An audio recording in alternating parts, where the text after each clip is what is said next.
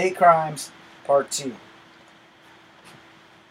When you think of a hate crime, you don't think of it directly. You don't think of it as the way we think of things like school shootings, which could also be classified as a hate crime, depending on the race of the shooter or the gender of the shooter. Because there are people who go to school and just straight target people. It's like, alright, well, I'm going to school. I'm going to shoot 20 girls that I asked the prom and said, no. Anybody get in my way, they just casualties. That could be a very reason for people shooting up schools. Because some people don't handle rejection very well. Another hate crime, same scenario. What if it's a girl that's going to school?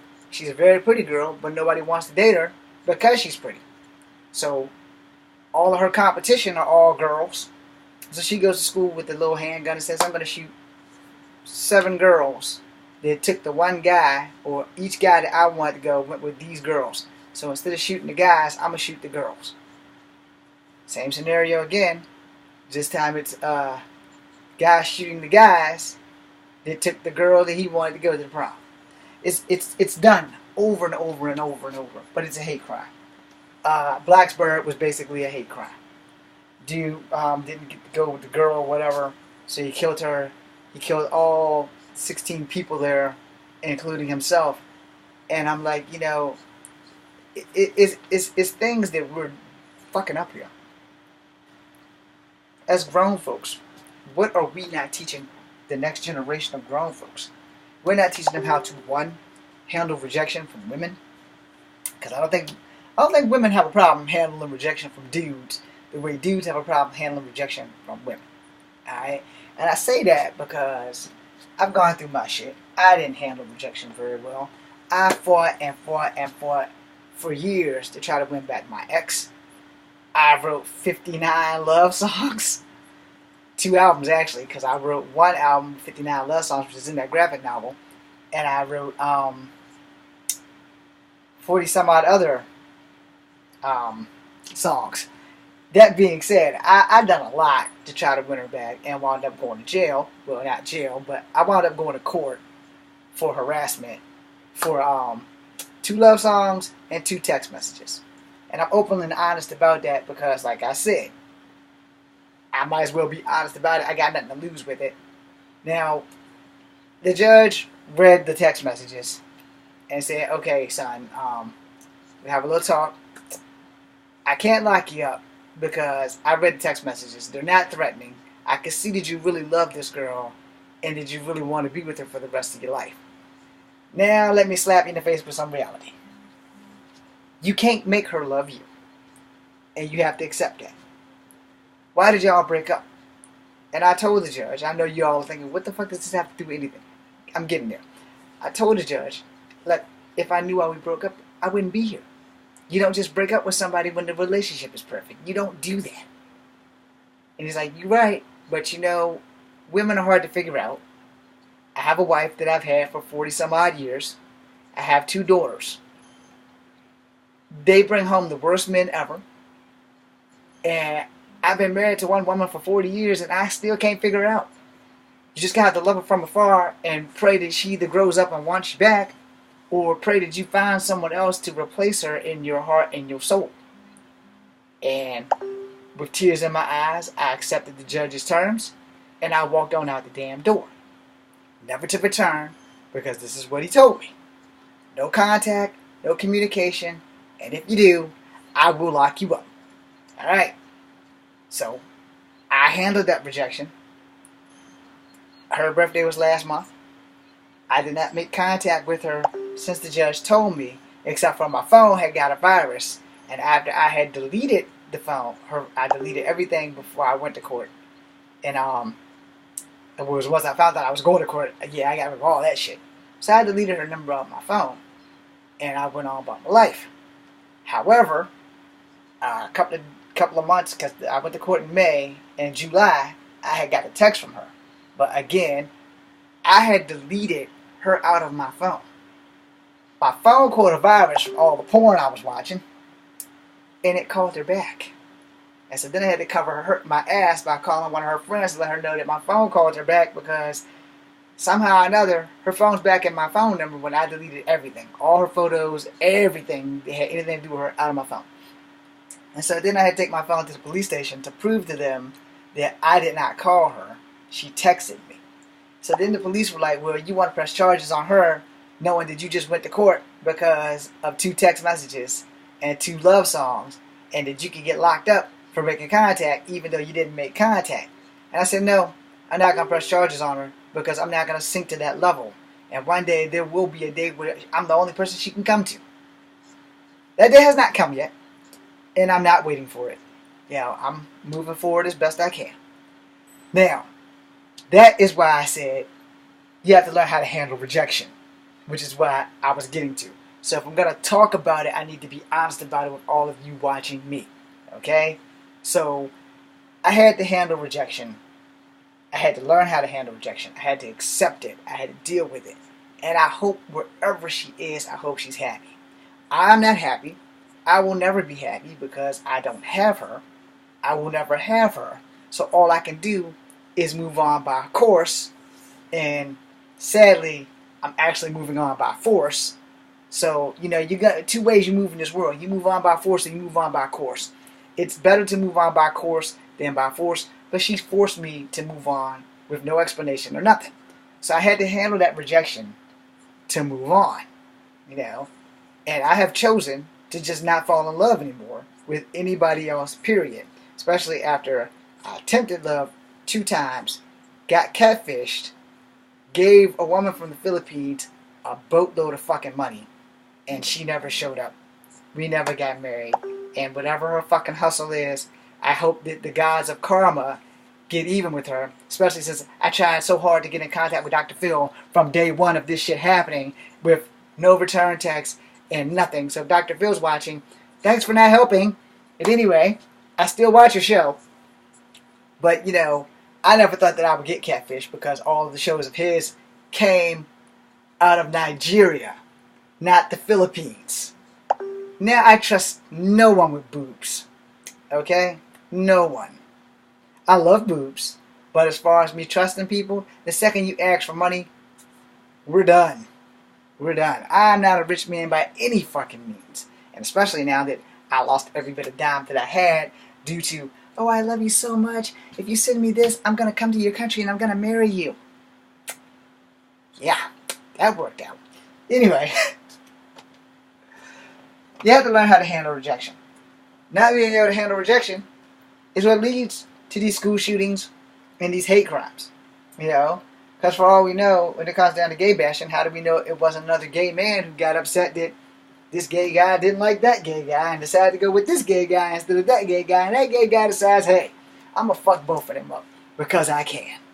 And that's how shit happens. When you have a hate crime, there is something embedded in every human being that makes us hate someone for something or another. And I don't give a damn how much Jesus you know. I don't give a damn how many times you go to church, Hail Mary, full of grace, whatever your damn religion is. Let me turn around 3 times in a circle. That might have been 2.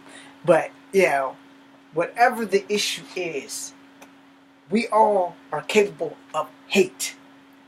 How you act, responsibly or irresponsibly, decides if it's going to turn into a hate crime.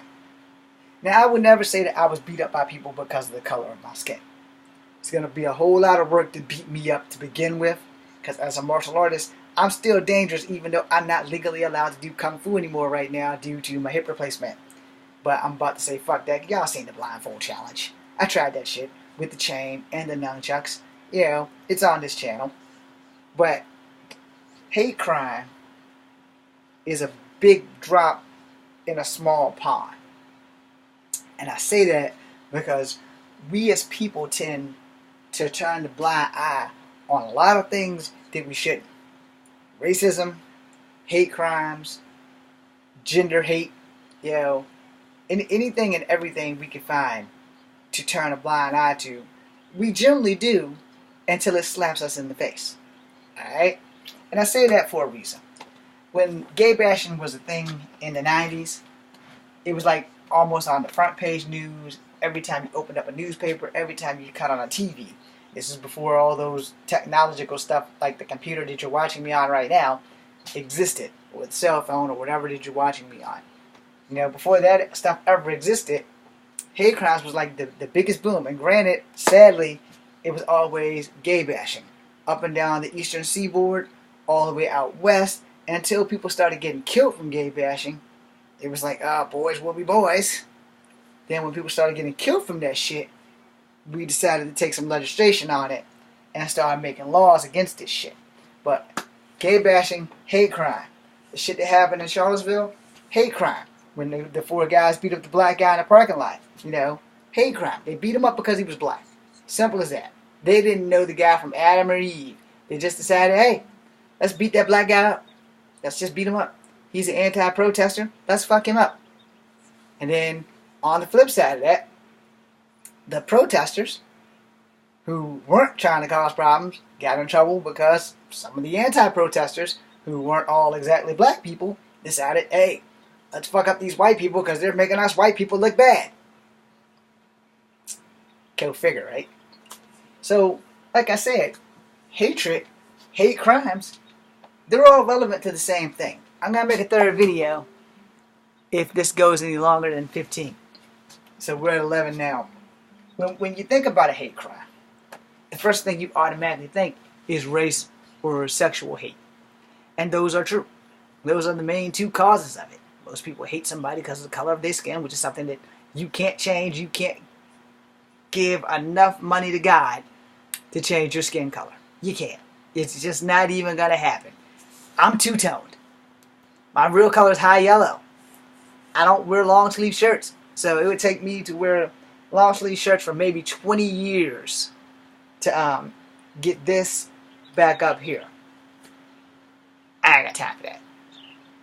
When we don't express ourselves in ways that don't involve hate, we become complacent with hate. Most people, here's examples of hatred at its best. Racism is hatred at its best, but here's a prime example. You're an overqualified black man.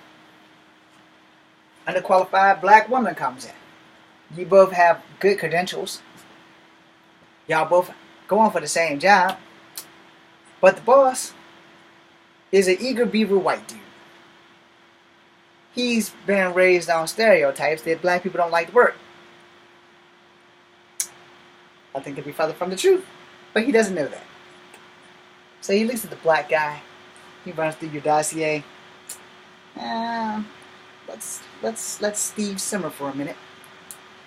Then he looks at Yvette. Yvette's name is ghetto. She got a ghetto hairdo. But Yvette done had 7 jobs when Steve just got out of college and he ain't had but 2. Steve's dossier is way up here. Yvette has a 2-page reference, but her first few jobs was in the restaurant business, but this job requires a little bit more training. Here's how this works out. Steve, bye-bye. You're overqualified. Carry ass and go get a real college job. Yvette, we can pay and train you and get you where we need you to be. Plus, we get a double tax write-off. She's of color. She's female. We're going to shell out extra money to train her, and then we're going to pay her what we're going to pay college graduate Steve. Alright?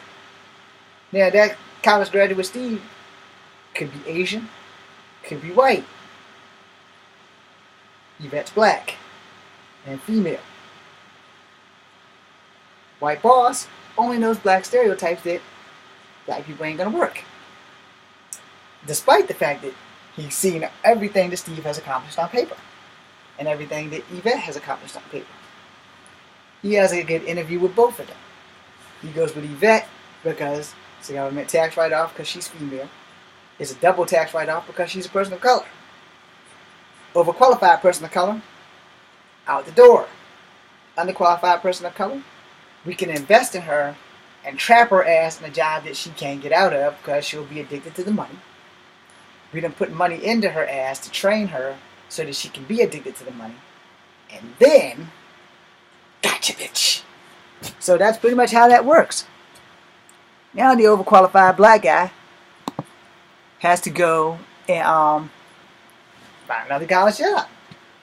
Goes to another job just like the one he applied for. He has the overqualified Asian man, an overqualified white man, and him. So the person running the company is an overqualified white woman. She knows the stereotypes of Asians being good with math, lazy blacks, and white guys. So the Asian guy sucks at math. She doesn't know that because his reference is on point, because he's got good grades in school, except for his math. She notices that his math is a little lacking. But, she also knows that Asian stereotype, Asians are overachievers. So she goes, I like you, Johnny. You're the white guy. You're very handsome. But you're not qualified for this position. Hi, Steve. I went to college with you. You're definitely not qualified for this position. So he gets a little pissed. He's like, why, is this girl black? No. You're actually overqualified, Steve. You should hire for a job that will pay you more. Bye-bye, Steve. Bye, Johnny. What's your name again? Yin-Yo? Yin-Yo, you're hired. And here's the schematics. I need you to go and put these numbers together. Ma'am, did you not, read my resume? My math skills are not all that great. You'll figure it out. Because we know you Asians are overachievers. Now, he's got the job, and Steve and Johnny ass is outside. Now, Steve and Johnny go to apply for the third job that's hiring people that are overqualified because they're the only people left. But their jobs doesn't pay twice as much as the first two places they went to, where they were overqualified for those jobs and underqualified for the job that pays less. And this is how they get there. This is also what causes hate crimes in offices. This is what causes people to go get guns and come back to work and kill everybody. So you have to think about that. Why do we hate people? We hate people because of stereotypes. We hate people because of the color of their skin. We hate people because of what other people of color or non-color have done to reflect how we all see everyone else. And this is what leads to hate crimes and what's going to lead to my third video.